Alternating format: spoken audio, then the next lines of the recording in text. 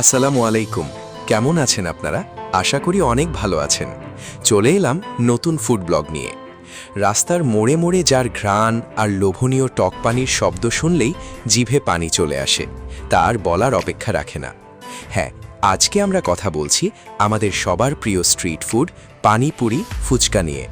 Video শেষ পর্যন্ত দেখুন, আশা করি আপনাদের ভালো লাগবে। রাস্তার ধারের একটি স্ট্রিট ফুড কার্ট বা ঠেলা গাড়িতে ক্রিস্পি ও গোল গোল ফুচকা সাজানো আছে।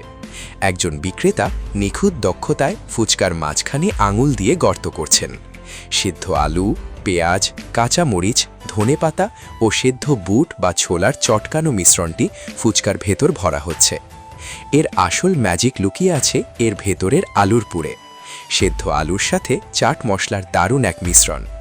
বড় গোল্ডেন কলসির পাত্রে রাখা গাঢ় সবুজ ও খয়েরি রঙের পানি, যা তেঁতুল ও পুদিনার পাতা দিয়ে তৈরি টক পানি।